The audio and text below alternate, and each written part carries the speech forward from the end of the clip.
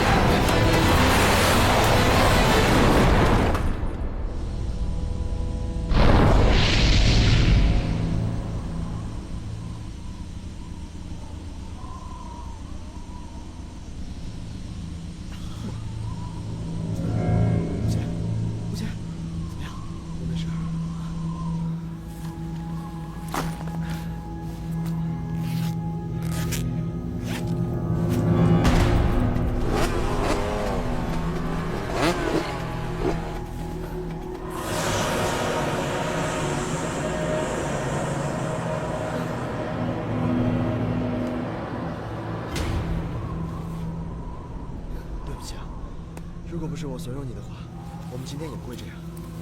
我现在只想尽快的把这个牛头交还给国家。快！快走！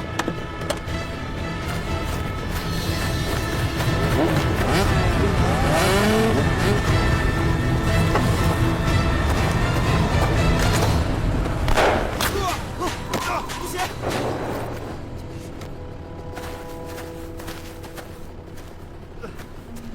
喂！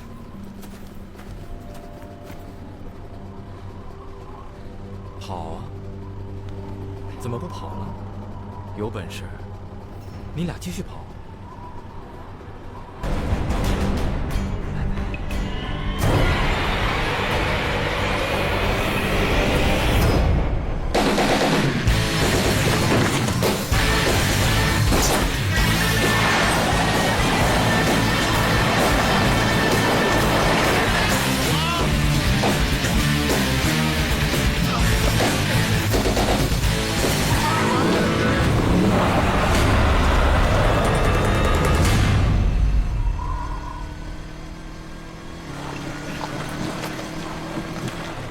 底是谁啊？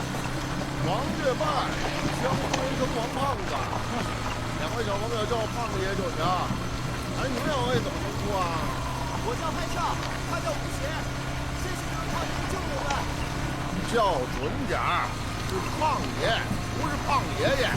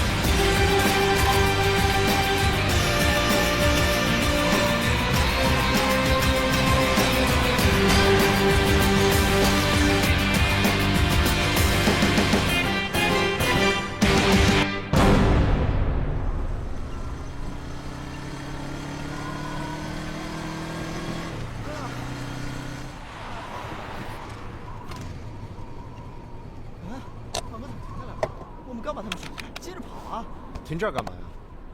我饿了，跑路我也得先吃饱东西再说呀，对不对？喂，来下来吧。那要是他们追来怎么办？放心，那帮孙子追不上来。再说了，瞧见没？他们追上来也得走这条大路，越追越远。谁能想到咱哥几个躲这里边喝酒吃肉啊？是不是？那要是他们追着追着一个，想进来吃点什么，那怎么办？呸！鸭子！哎，赶紧搭把手，别耽误我吃饭。来来来。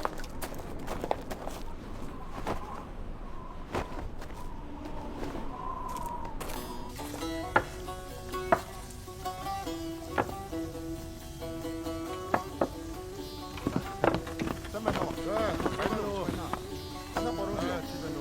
对，坐里边来，需要多少？这小子我还拿到一会儿来碗焖倒驴，熬点真的。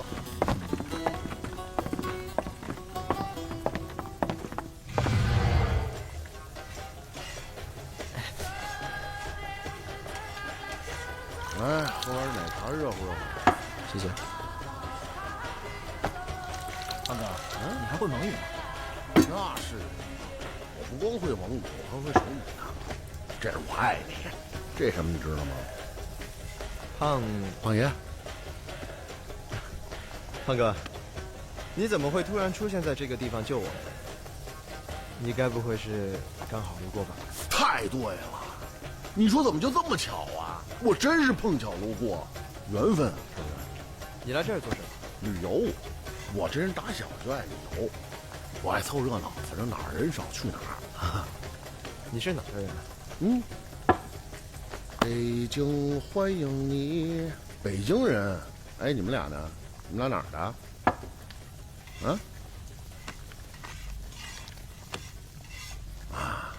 不愿意说啊。哎呀，这个，哎，小兄弟，把你包里这文物借我瞧一眼呗。你怎么知道文物的事儿？不是你们俩跟我说的吗？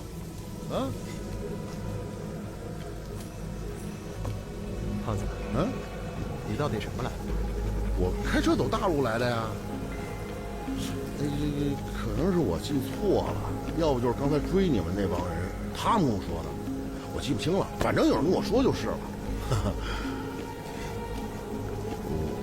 我就看一眼，成吗？这个也不是什么值钱的东西，我想攀岩你肯定看不上。你们俩瞧我这面相，我像坏人吗？我就是平常在北京城啊，好收集个古董文物什么的。我哪样，咱都是好人，对不对？你们就把这东西拿出来，让我瞧一眼，还不行吗？哎，现在还太危险，说不定那些雇佣兵就在附近。这你放心，别在这儿。你们俩呀，别瞧我胖，真的，就对付那仨瓜俩枣，那绰绰有余。你干嘛给放地上啊？你把牛头拿出来，让我看一眼，就看一眼啊！你怎么知道这个是牛头啊？我刚才忘点青菜了，你们俩坐着，我再出去点青菜啊。哎，还是我去吧。你们俩小屁孩又不懂蒙语，在这儿德语用不上。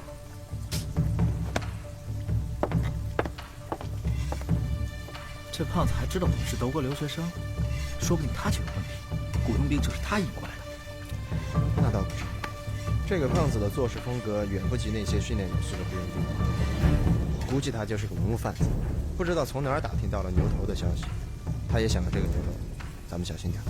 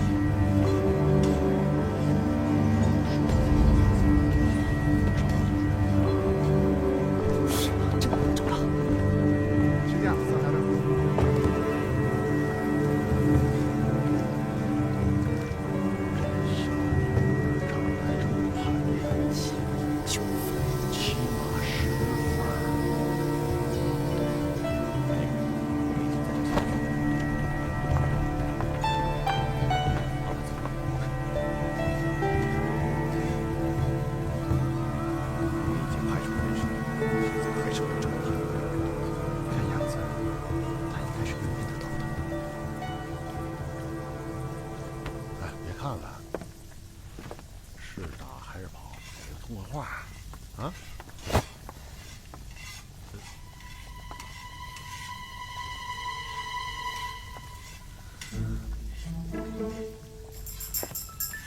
帮个忙呗！一帮废物！那么多人追2个学生还能追住？什么？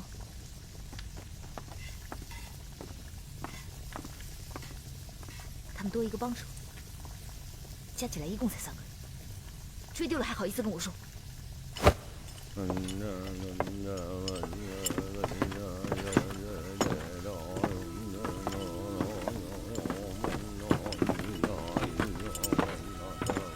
拦住他们3个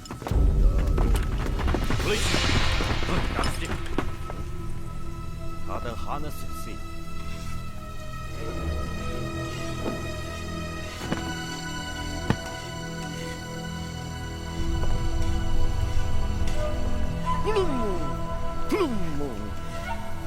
Uber。等等，你说的什么？你根本不是蒙古人。すみません。他怎么还说上日语了？那我们怎么办？现在先去吧，一会儿想办法先问你。什么？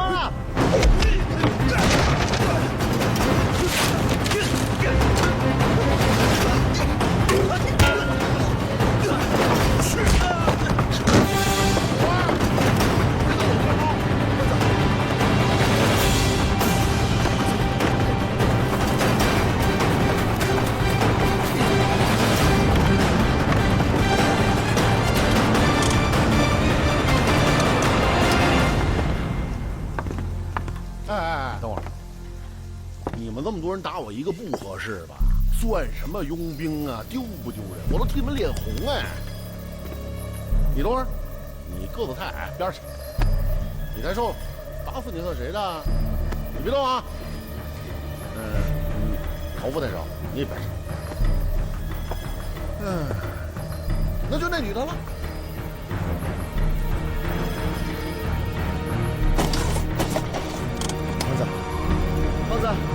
棒子！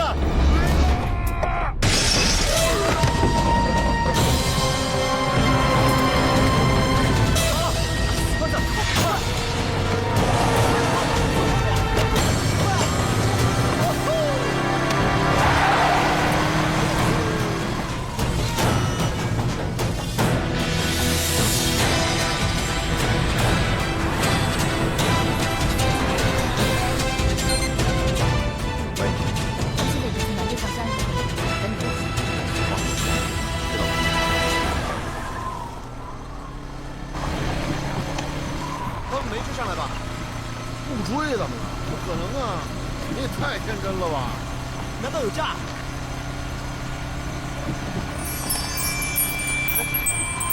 你们听到什么声音了吗？来的什么声音啊？你见鬼了吧？真的，好像是风铃声。这荒郊野外哪来的风铃声？你是被打得太狠，还是幻听了？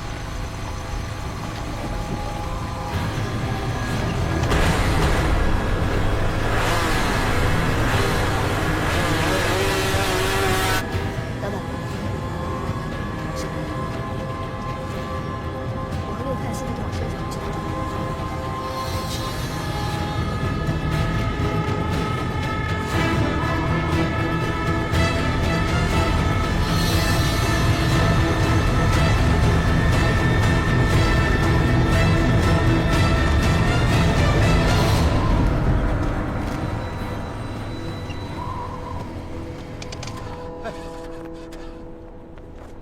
怎么回事啊？啊！据胖爷我分析，应该是没油了。可往家。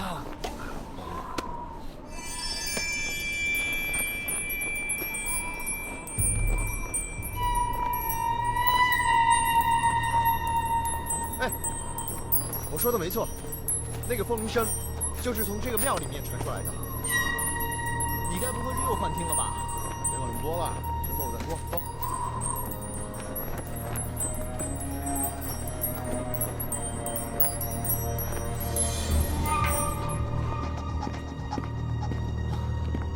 有人吗？有人吗？有没有人？有没有人啊？和尚，别找了，这么大个地方，就咱们3个活物啊！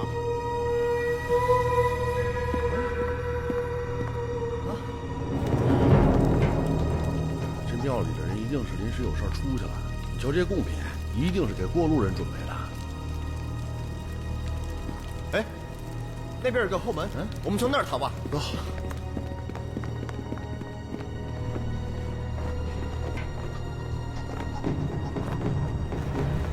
我的妈呀，怎么会是这样啊？不吃饱了撑的吗？站在这种地方，搁这儿开一门有什么用啊？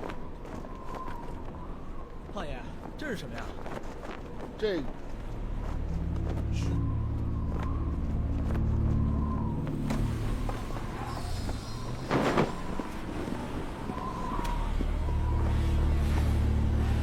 我现在这速度，根本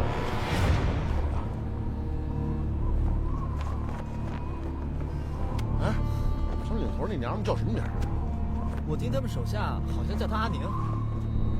靠，踢我那脚真够狠的，也早晚踢还回来。他们这么多人，要是把我们包围了，我们就死定了。难道我们真的就这么完了？不会吧，我连女孩手都还没摸过呢。胖哥，你这车怎么说坏就坏啊？有办法，什么办法？炸车。炸车？炸车？把车炸了，我们可就彻底跑不了了。你以为老子想炸呢？老子那车他娘的很贵的。现在关键不是炸车的问题，车炸了，咱们还能有机会跑出去趁乱。就是跑不掉，咱们搞出这么大响声，总能引来警察帮忙啊。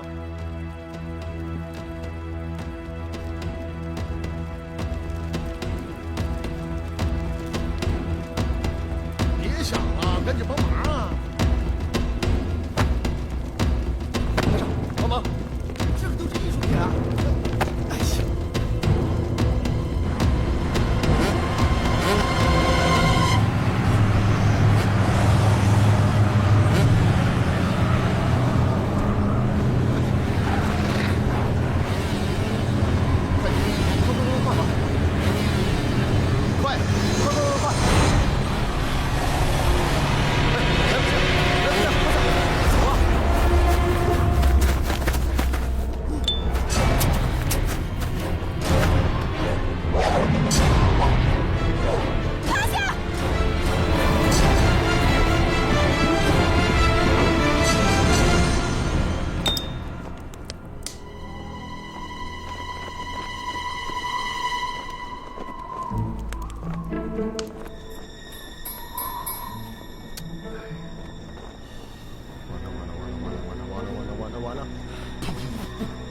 玩他妈什么玩？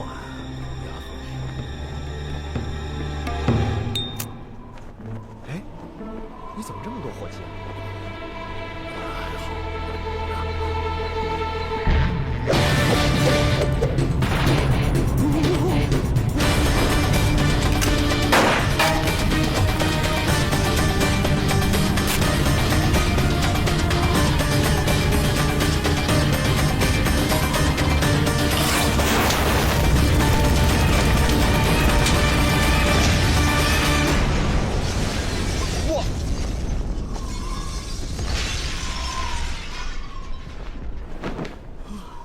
炸死你们这帮王八蛋！绝地逢生啊！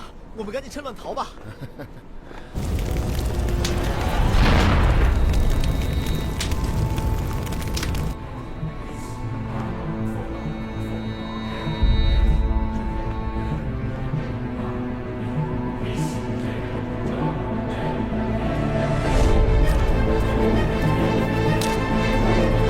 不要停掉！想要活命，就把东西交出来！我靠！哎，小兄弟，他们人太多了。哟，实在不行的话，你开个价，咱们把牛头卖他们得了。啊？不可能！可他们手上有枪，我们也没法对峙啊。就是啊。不行，我绝对不会把牛头交给他们的。那怎么办啊？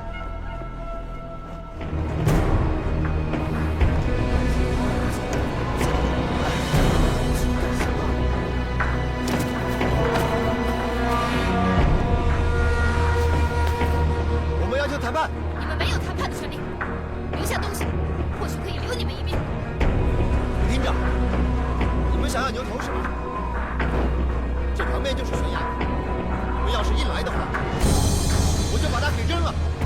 兄弟，千万别扔啊！你吓唬吓唬他们就算了啊！你先别冲动，冲动是魔鬼。Don't care。别理他。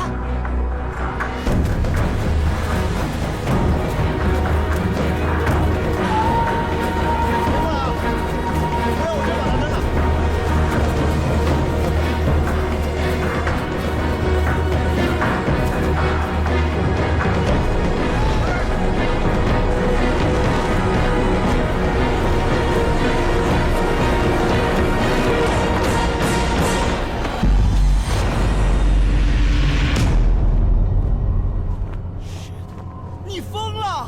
你们真给扔了？你不管我们俩了，没有牛头我们都得死啊！不出来，要是牛头，连自己掉下去。我就是不出来，你这打我呀！开枪了！别拿着黄给我啊！射我啊！哎，别，好。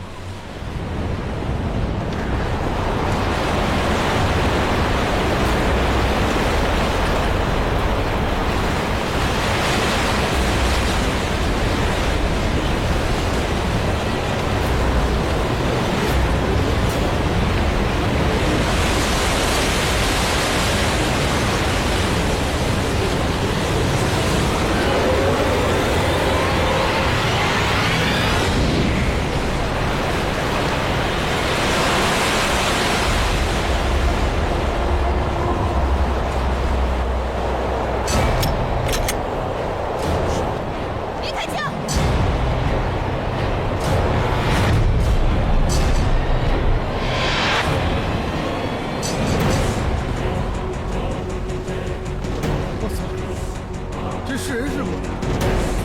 冒出来的呀！山崖下面。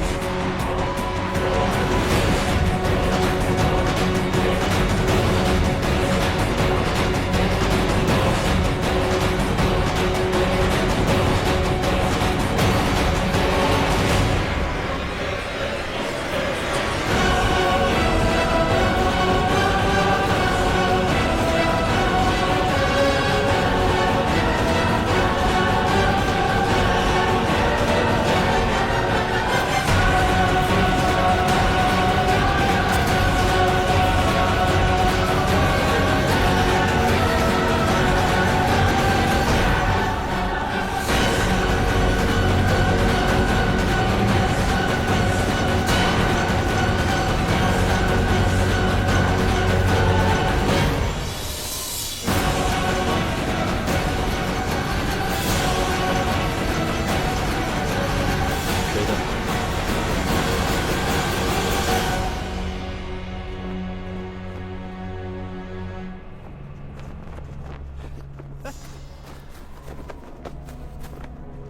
我的。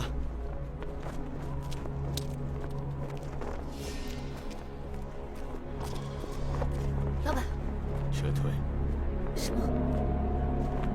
走。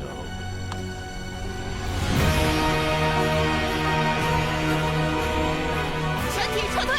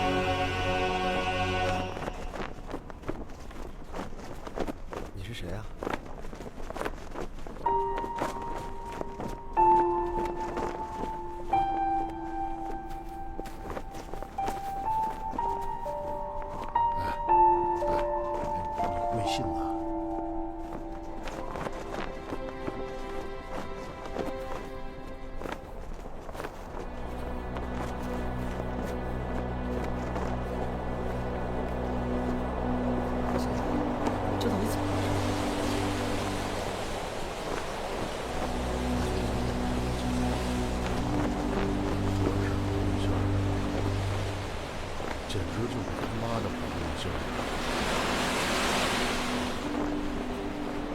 你说他是从哪儿冒出来的？对呀，我刚才也在想这个问题。你想，庙里头咱们仨检查过了，不可能藏下一个人，那何不能是从石头缝里蹦出来的吧？你们发现没有？只要他一出现，那群佣兵就撤了。难道是怕他？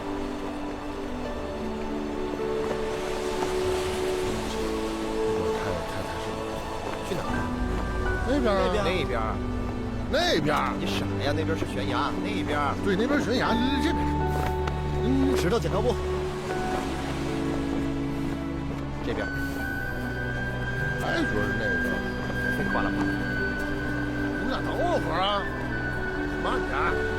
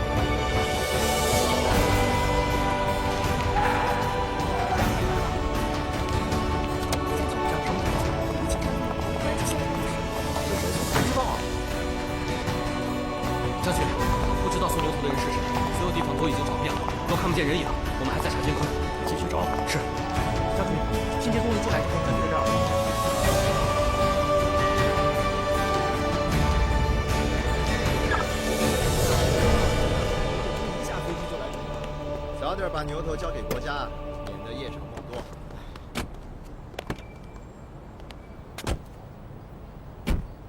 拿，包牛头的破布。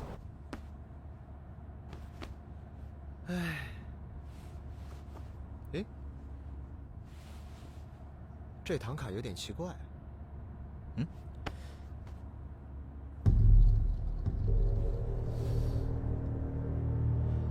这什么东西啊？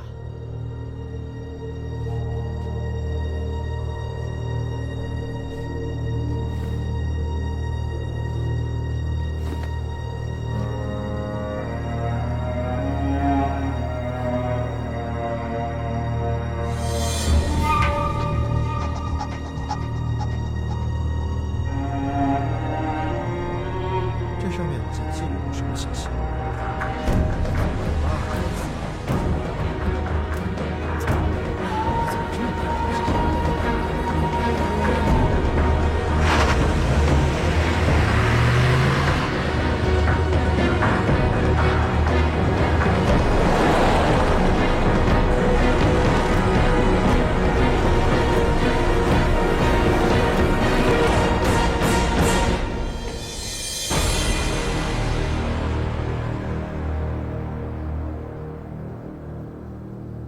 喂，好了没有啊？怎么这么久啊？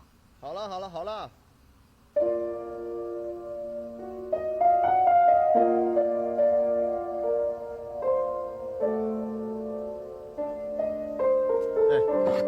你有没有觉得事情有些奇怪啊？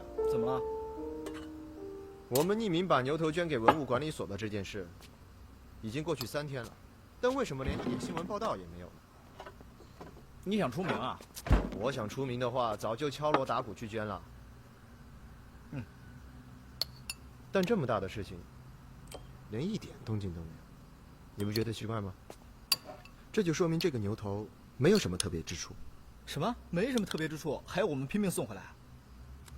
不是啊，我的意思是说，虽然它是一件文物，但是从品相、保存的完整程度，还有考古价值来说，都没有什么特别。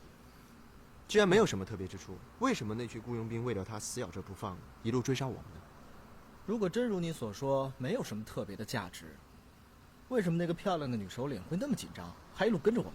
对啊，他们为什么呢？难道是伯叔？如果这群佣兵的目标就是这个帛书，那上面一定有什么重要的信息。这东西会不会比牛头还值钱？看他们一副来势汹汹的样子，我才是有这个考虑。我们是不是还要再去一趟文物保护管理所？先不要着急，我们还没搞清楚上面是什么，看看再说。你家不是一直做买卖生意吗？你能不能研究点门道出来？我试试。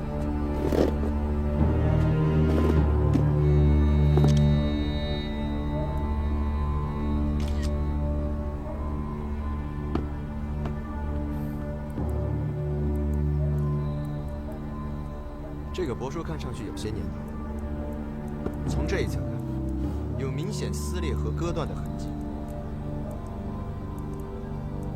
你干嘛呢？我找人咨询咨询。你接着说。有明显撕裂或割断的痕迹，这说明了什么？你看，除了这一侧，其他三面都很明。我怀疑这只是帛书的一部分，可能还有第二章。还有第二章？那你怎么说？我说大哥，你总得给我一点时间好好研究研究。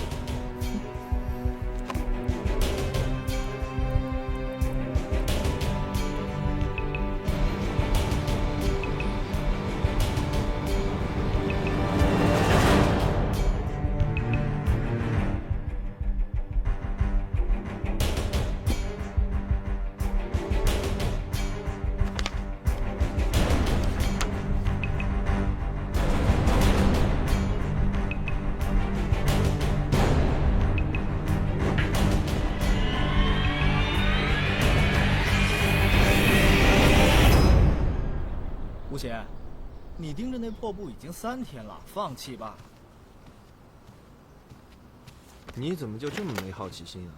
我怎么没有好奇心啊？我早就把问题发网上了。你把帛书的信息发到网上去了？对啊，更多人出主意嘛，互联网思维。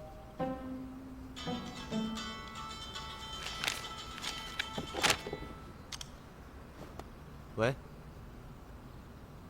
什么？要我付账？哎，来了，老李，谁让我付账？你女朋友啊？你小子不够意思啊！找了女朋友也不告诉我。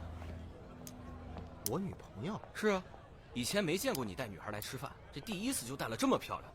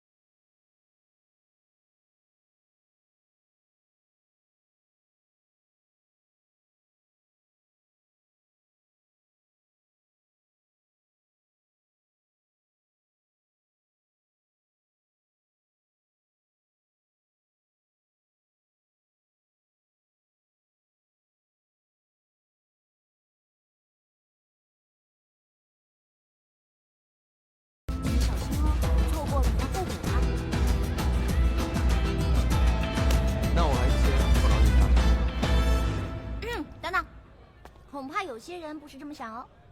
你看，拿好。哦，对了，这个今天搞活动，送你的啊，谢谢啊。嗨，美女，喝的。谢谢谢，不用谢谢大帅哥。没问题，我叫嗨少。你好，陈程。啊，Nice to meet you 来坐。谢谢。坐啊。所以你是叫陈还是程啊？是叫陈程。喂，我们已经帮你付过账，你到底有何贵干？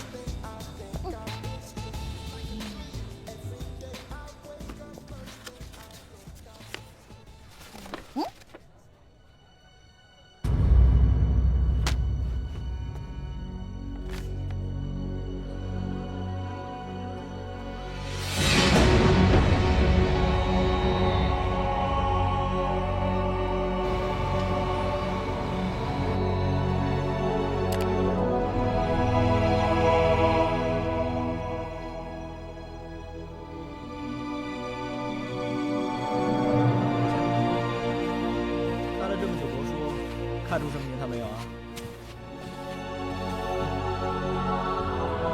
西夏的女人最早期的牙字，播报字典都分辨了，还是没有头绪。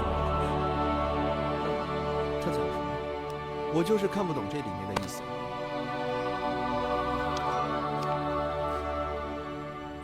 9点鸡眼黄沙龙脊背素。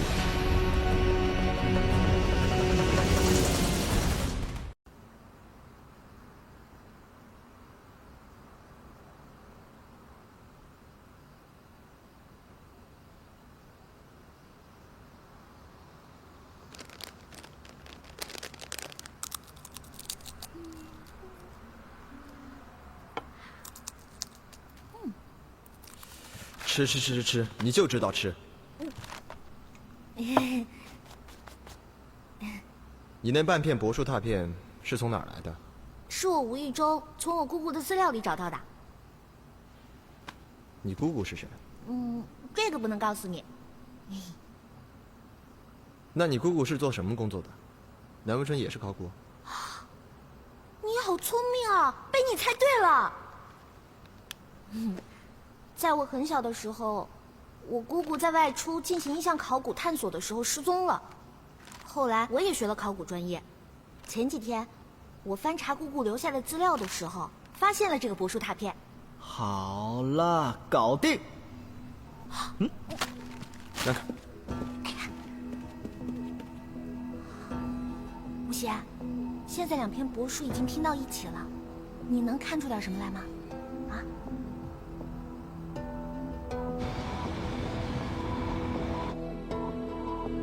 行，看了这么久帛书，看出什么名堂没有啊？西夏的五木殊图，女真最早期的牙字。我把字典都翻遍了，还是没有头绪。那他讲的什么呢？我就是看不懂这里面的意思。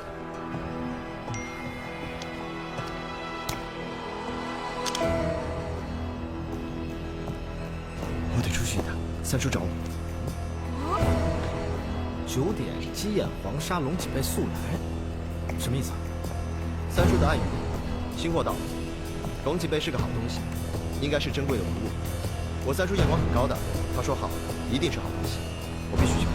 不好意思，我问一下啊，你三叔他是做什么的呀？他对那些文字和暗语都很有研究，什么生僻他研究什么，没准他能看懂。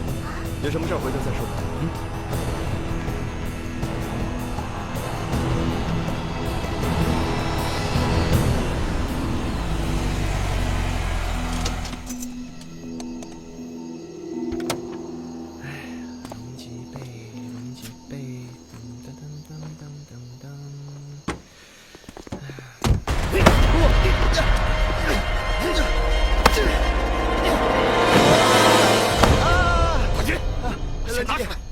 冷静点，我给你钱，我给你钱。哎，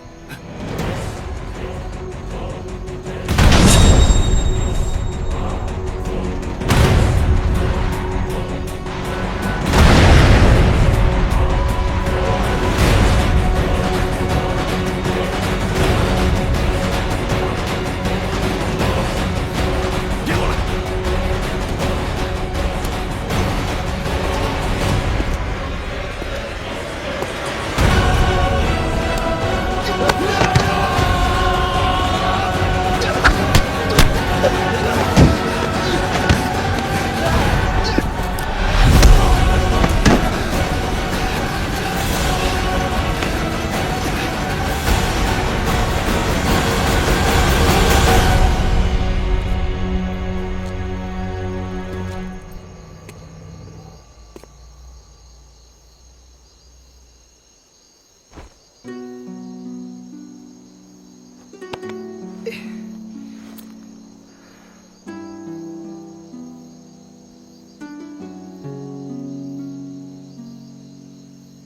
吴邪，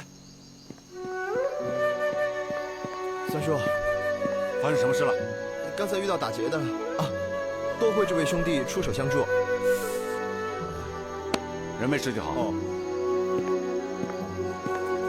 大哥，谢谢你。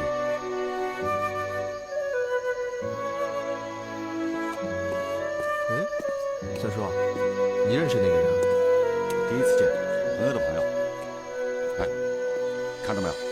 他背上背的那个好东西，今天刚到的货。是什么？一把古兵器。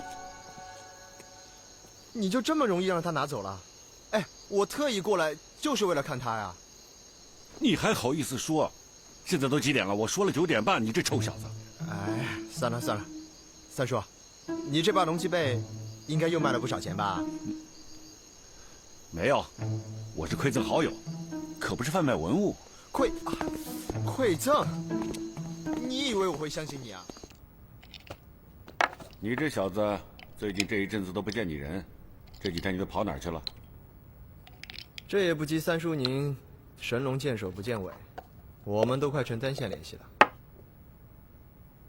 哦，我告诉你吧，老罗今天打电话给我，说你去他那边看了跌打，但是呢，在你手臂上却有一个子弹擦伤的伤痕。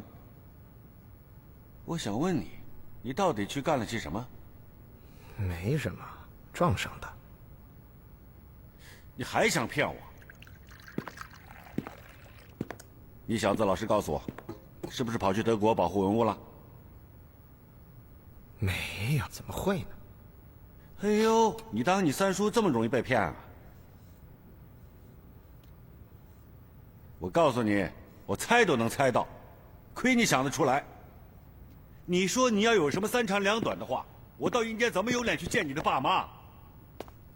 三叔，你看我这不是顺利完成任务了吗？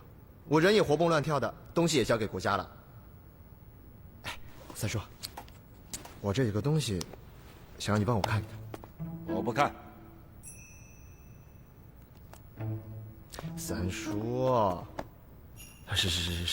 是我侥幸。三叔，这到底是个什么东西啊？你就帮我看看吧。我都说了我不看。三叔，你就看看吧。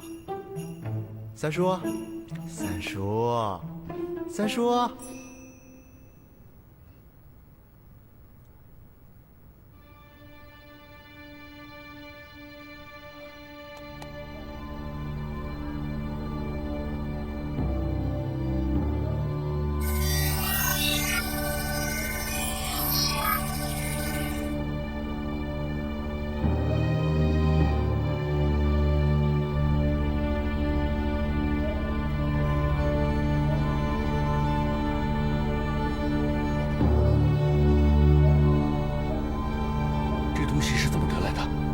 三叔，我们不是说好规矩了吗？不问出处。怎么样？这东西是什么情况？好像是一张古墓的地图啊！你是从哪里得了这么好的东西？为什么我就从来用不到？这次真的是造化了。三叔，这字和图我还是能分清楚的，你可别忽悠我。臭小子，你懂什么？这叫字画，是将那地方的详细地理位置用文字写出来。这种字画，一般人真还看不懂。不过幸好你三叔也还算有点阅历。在这世界上，能看懂这玩意儿的人，除了你三叔我之外，恐怕不超过10个人。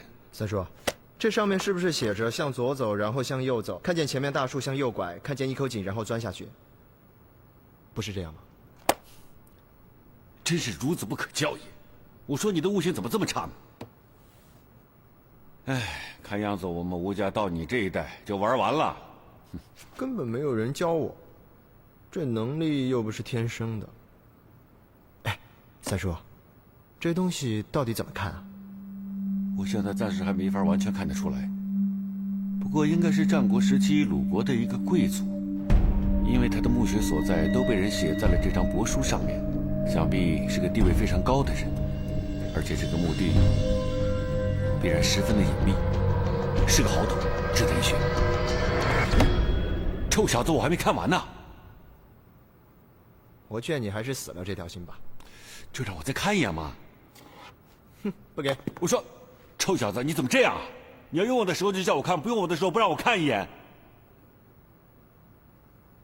大侄子，这可是个战国的墓，里面都是些神器，难道你不想去看一看吗？不想，反正我不会下去，你也别想下去。不管这个墓是贵族的墓还是平民的墓，只要是古墓地图，就应该交给文物保护管理所才对。哎，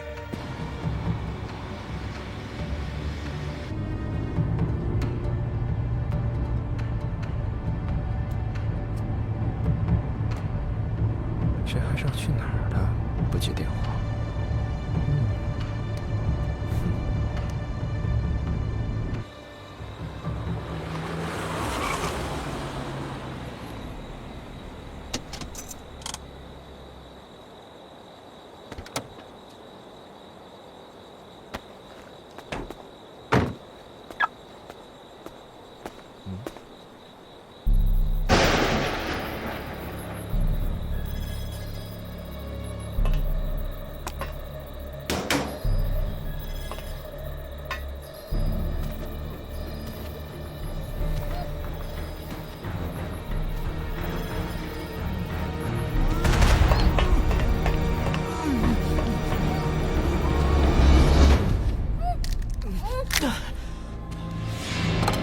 怎么这么久啊？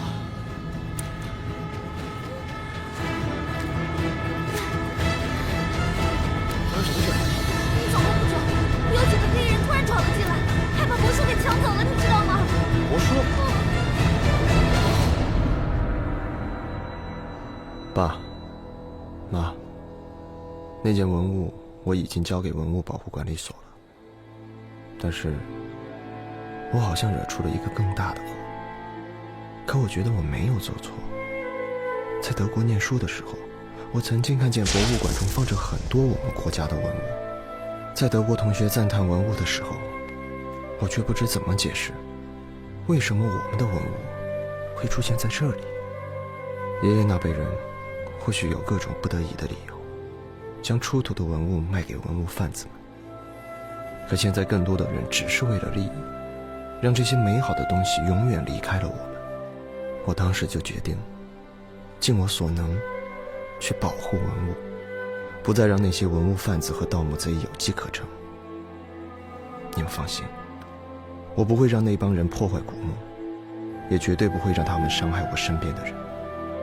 我一定做到，一定。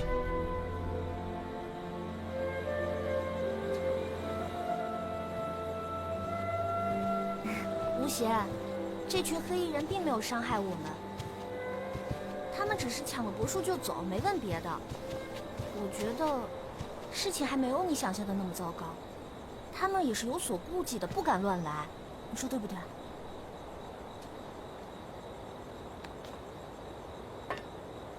都怪我，要不然你们也不会遭遇危险。其实你也不用那么内疚了，我知道你心里放不下，所以我们现在3个人一起来商量对策嘛。你说，如果那几个黑衣人真的是盗墓团伙，他们小动作又那么多，我们总能找到他们行踪身份的，对不对？你说的的确没错，这件事情我绝对不能坐视不管。柏树是因为我才丢的，我应该负起责任。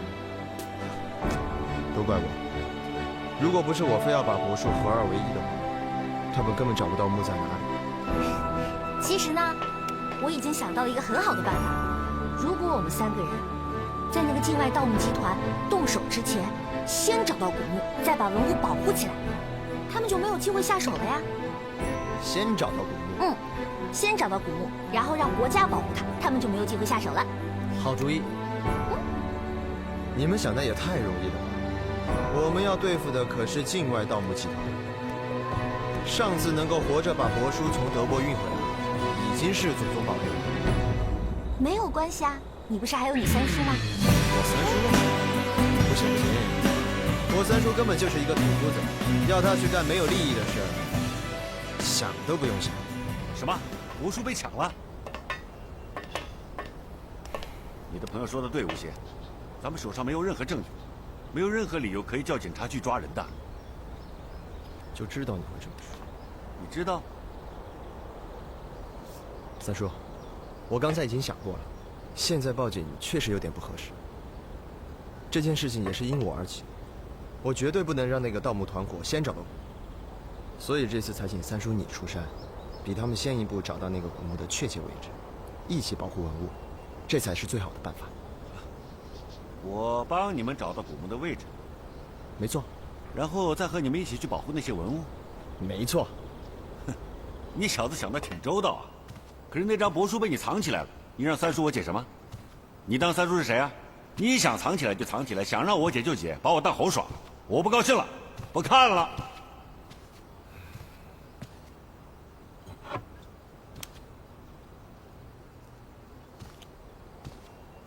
三叔啊，别这样嘛！哎，三叔啊，我这么有诚意请你来，你看，我还给你带了这个。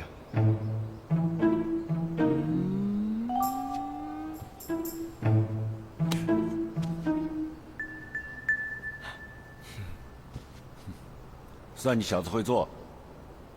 三叔啊，那你就一边喝酒，一边帮我看看这个帛书呗。臭小子，帛书。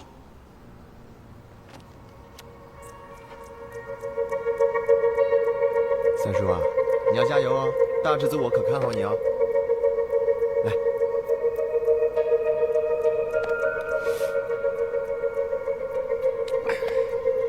我告诉你，可别跟我来这一套。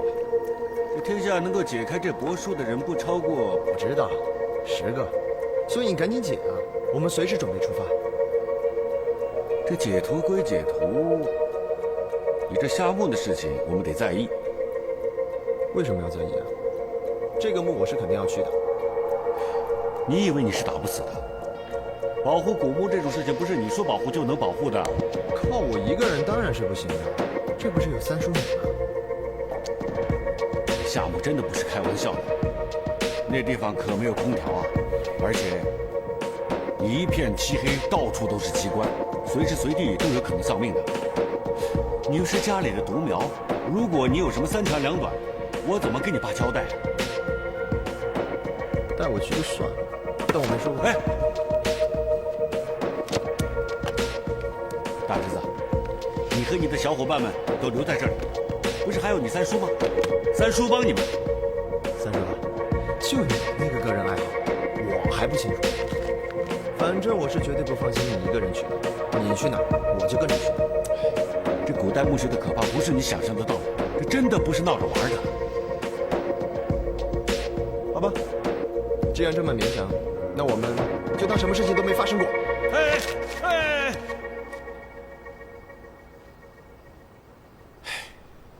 这样吧，其实呢，你三叔一个人就可以搞定。你呢，就别去了。我答应你，我一定把那些文物从古墓里拿出来，归还给国家，这样行了吧？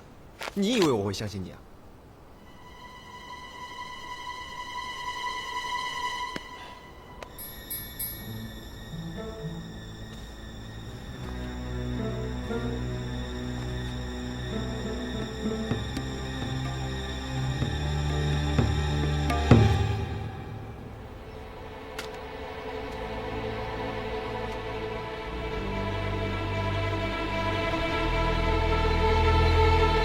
那好吧，好，我答应你带你去，总行了吧？嗯。不过我先告诉你，等我们进了墓穴之后，你一切要听我的指挥，不可以擅自行动，这样可以吗？一句话，出门在外全听三叔的，三叔让我干嘛我就干嘛。那就好。其实你三叔我也是第一次参加这种正义的护保行动，内心还是很澎湃的。嗯，三叔，你的觉悟怎么突然提高了？这可是没钱赚的买卖哦。你太不了解你三叔那根胡苗正的本质了。我对古墓的兴趣远大于钱财，绝对不会见利忘义的。三叔，那你可要说到做到。无论古墓里有什么珍奇的文物，你都要 hold 住自己哦。我要是发现你私自带文物回来，肯定立刻交给国家。放心吧，大侄子，那这件事儿我们就说定了。不过光我们2个人还不够，明天我要找几个有经验的人一起加喇嘛。我这边刚好有适合的伙伴，我带你去看看。哎呀，你那些小伙伴都不靠谱。哎呀，你来看看嘛！来，哎，都出来吧！三叔，三叔，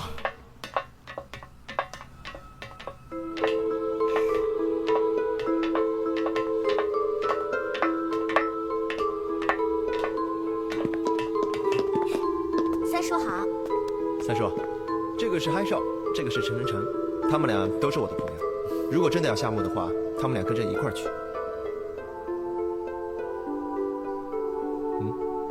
三叔，你干嘛？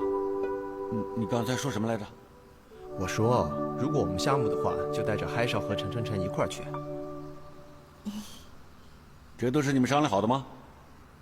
不是啊，三叔，这帛书本来就是我和嗨少一起出生入死拿回来的，而另外一本帛书本来就是属于陈晨晨的。再怎么样，大家都有份吧。你们俩有什么活命的本事？我可不想带着拖油瓶。哎，三叔，你可别小瞧人啊，嗨少可是全方位人才，高科技专家。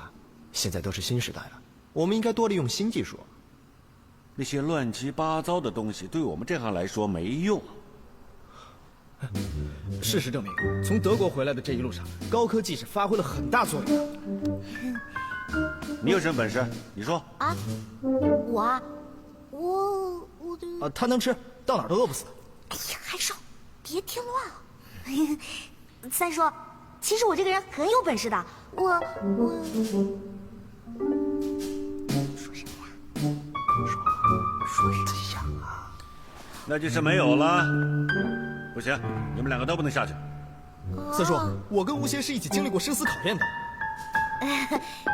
三叔，您老人家有所不知，每一个学考古的姑娘心里啊，都装着一个挖土汉子，所以你千万不能小看我。这个家伙还行，你根本不可能。为什么？好了，现在时间紧迫，我没时间陪你们贫嘴。这样，这几天我就解开那张字画，你帮我筹备点东西吧。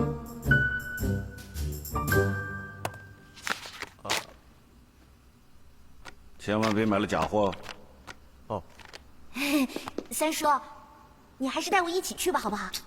哎呀，你先跟他们去把东西买回来再说吧。三叔，我发誓，我绝对不会给你添麻烦，你就答应我好不好？买东西，三叔，买东西。三叔，走了。三叔，我不会给你添麻烦的。三叔，走了。哎呦，三叔，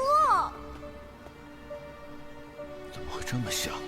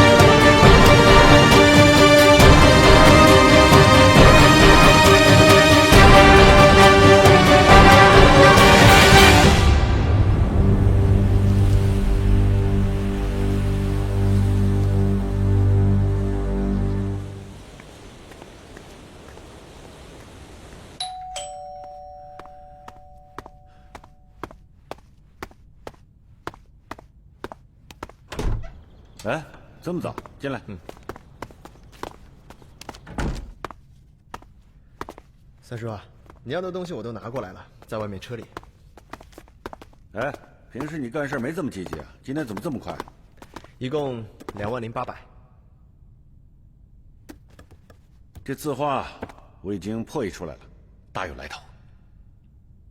所以这个钱你就不准备给喽？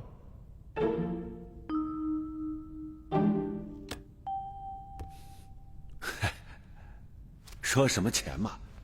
我们现在说的是字画，不是吗？你看这字画，我已经完全破解出来了。这张呢，就是我做出来的对应地图。哎，这2天真是把我给累死了。干什么？看看。我还没破解完呢。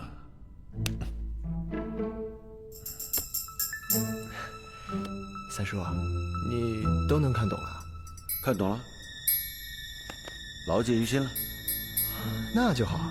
三叔，我都想好了，咱们双管齐下，先拿这个地图去报警，然后我们就马上动身去古墓。如果让那些境外盗墓集团把文物给抢走，那就麻烦了。哎，他们到了。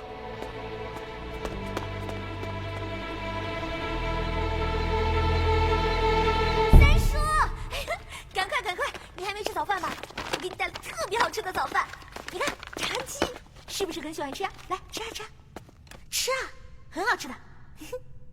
吃啊。这种油炸的东西不健康，你们去买点清淡的。行动前要注意身体。还有这种说法呀？怎么没这种说法？这是我的经验之谈。你们到外面附近去找找看，好像有家粥店，啊，快去吧。三叔，可是我想先跟您商量一下夏木的事儿。这件事情啊，可以慢慢再谈。赶快下去买粥啊！哦，去吧。好。喂，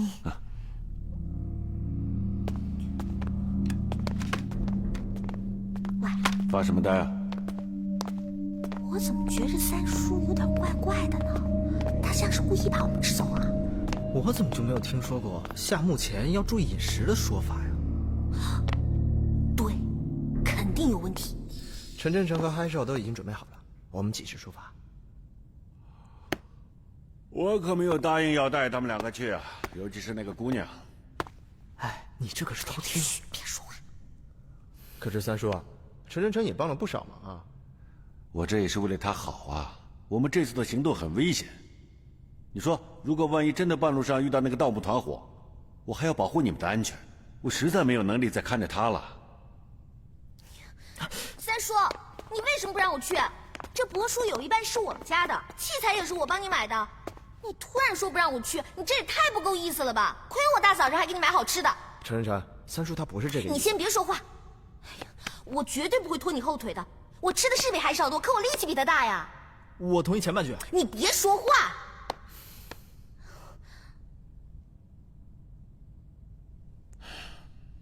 建成，你听我说，你一个女孩子到那种地方很不方便的，更何况那种地方不是你想的那么简单，很复杂的。三叔，你也知道我是学考古的，我不怕吃苦啊。而且我姑姑也是考古的，为什么她能去做的事情我就不能去做呢？主要是我把文锦姑姑的遗物弄丢了，如果两手空空的回去，我怎么对得起她呀？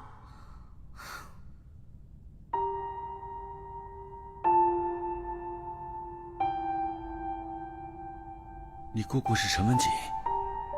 对啊。你认识她？我早该想到了。何止认识，我们2个还曾经相好过。本来我已经跟你姑姑打算要结婚了，谁知道她却突然失踪了。三叔，那你知道我姑姑是怎么失踪的吗？具体原因我也不太清楚，只是听说她是意外失踪，到现在连人都找不到。活不见人，死不见尸。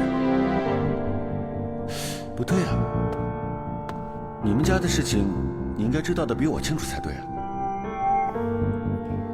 可是我们家的人从来都不说我姑姑的事情，就连帛书都是我从她的遗物里面偷偷找出来的。哎，三叔，你说帛书里面既然描绘的是古墓的地图，这个墓里会不会有关于我姑姑的线索啊？我不知道。三叔，既然大家都是自己人，那帛书又跟我姑姑失踪有关系，那古墓我是无论如何都要去的。我都说了不行，我现在身为你的姑父，更要负责你的安全。我今天有点累了，你们先离开吧。三叔，你要真的是为了我好的话，你就带我下墓。这到底怎么回事？你跟我姑姑好过，肯定听她说过我的事儿，对不对？我妈妈死得早，爸爸又那么忙，一直都是姑姑在照顾我的。对于我来说，姑姑就是我的半个妈妈。可是，自从和考古失踪以后，生死未卜，从那以后，我就彻底变成了一个没有妈妈的孩子。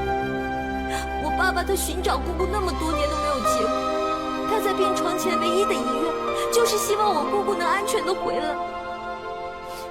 所以三叔，我学考古不是为了自己，是为了我姑姑。我希望有一天能再次见到她，你知不知道？程程，你的心情我非常理解，但是如果你有什么三长两短，我怎么跟你姑姑交代？你不明白，你根本就不明白。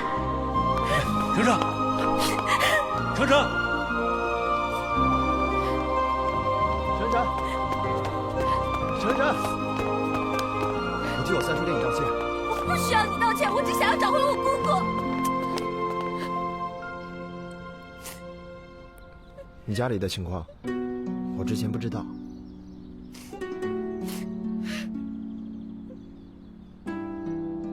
你别哭了。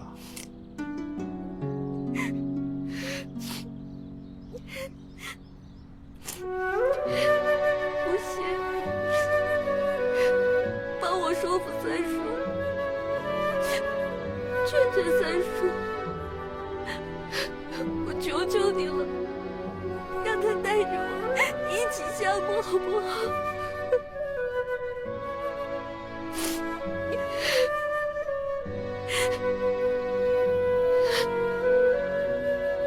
你一定会帮我的，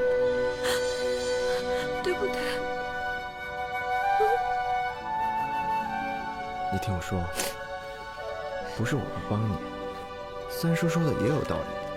你一个女孩子，去那么危险的地方，万一遇到……不用了，我算是看出来了，你跟你三叔是一样的，你们没有一个人把我当自己人。你先不要这么激动好不好？我答应你，等下了墓，我一定跟你保持联络，随时告诉你情况。不用，你这是在怜悯我吗？我不需要你的可怜。我告诉你，没有你，我一样可以找到我姑姑。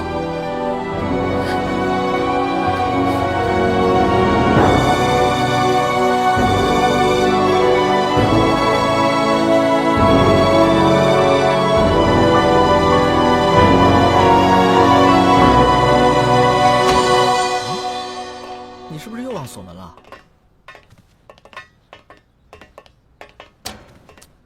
三叔，这么久都找不到人，不如报警吧。报警？这人才失踪多久？不到24小时，警察是不会受理的。可是如果他只是赌气的话，早就该回来了。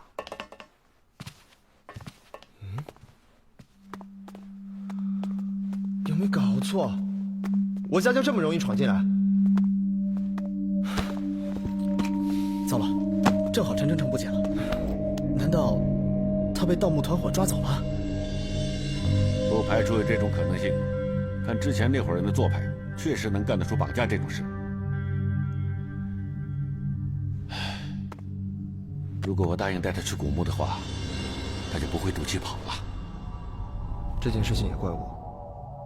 一开始柏树被抢的时候，我就报警的话，有警察的介入，他们就不会这么明目张胆的绑人了。失踪时间段他们不管，盗墓他们总该管了吧？哎，吴邪，别冲动。你想想，如果程程真那么轻易的被他们绑走的话，那说明他们对我们的一举一动了如指掌。所以你现在报警的话，可能会对程程不利。对，他们有刀有枪，很可能会伤害程程。那倒不至于，他们绑走程程，肯定是有所图谋，所以绝对不会伤害他。反而倒是我们，万万不能打草惊蛇。可是如果我们不报警，那我们怎么办？还能怎么办？找到古墓，就能找到那伙人。如果程程真的是被盗墓团伙绑走的话，那我们就先找到古墓，在那边守株待兔，等他们出现。快收拾东西，明天一早出发。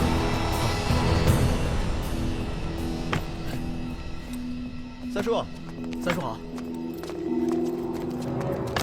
哇，你们带这么多东西干什么？啊，这些都是他的仪器。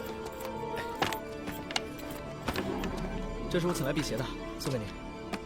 我不用这东西。哎，三叔，那些加喇嘛的人来了吗？约了，在山东会合。加喇叭是什么意思啊？是加喇嘛，就是发起组团行动的意思。你就这么理解。好了，出发。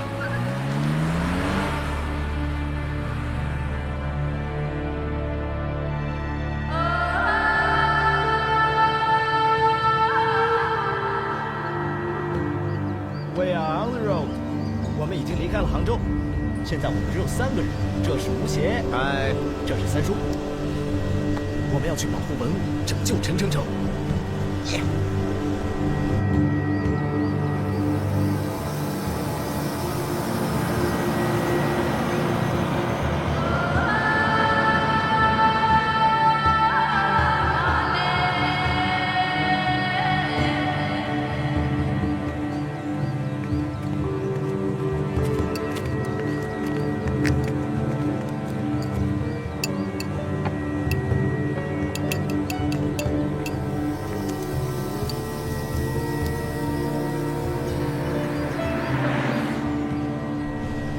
我们在去瓜子庙的路上，一路上真的要颠崩溃了。还好陈城不在，不然的话，他一定会疯的。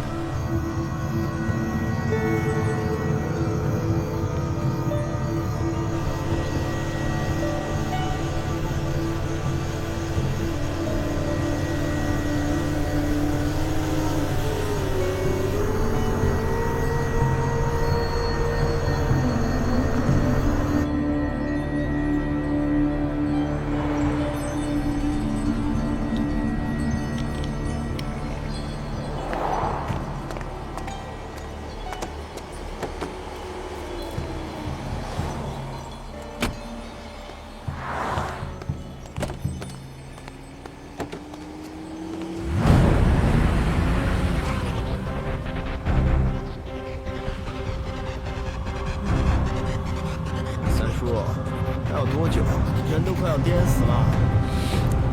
快了，到底还有多久啊？我都说快了，叫你们不要跟着来，你们非要跟着。上次也说了。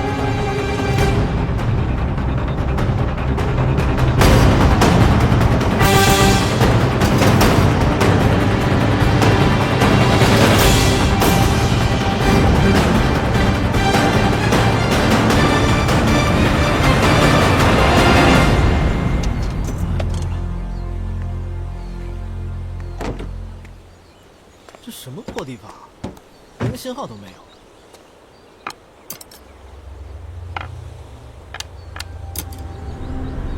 哎，你看那个人，真野蛮。那不叫野蛮，那叫爷们儿。不过确实挺野蛮，你看他脸上有一刀疤，看起来挺凶的。潘子，原来是三叔的人。三爷，潘子，好久不见。是啊，三爷。来，我给你介绍一下，这是我的侄子吴邪，这是他好朋友嗨少。小三爷，早就听说你了，这次终于见着了，叫我潘子就行。潘子哥你好，我跟我朋友都是第一次相遇，还请你多多照顾。放心吧，小三爷，有我潘子保护，就算遇到什么危险，也绝对不会伤到你。谢谢你啊。啊，潘子哥，有件事，不知道三叔出来之前跟你说过没有？说了，放心吧，这次我保证什么都不拿，只是去长长见识。有你这句话，那我就放心了。潘子哥果然是气宇轩昂，气势非凡啊！有空教我练一练。跟那位小哥相比，我差远了，那才是真正的有气势，挡都挡不住。三爷，他也是来夹喇嘛的吧？嗯，是他。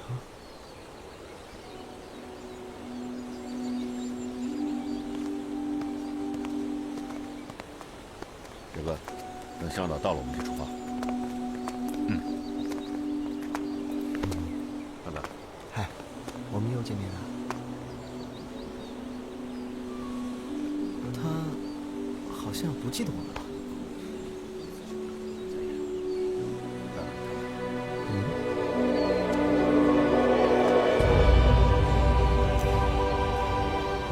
你在看什么呀？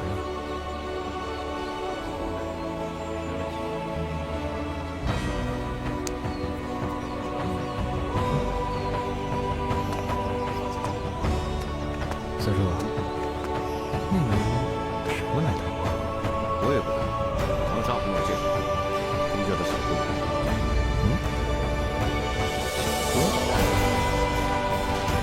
看应该叫他内蒙平来唱。上好了，这怎么了？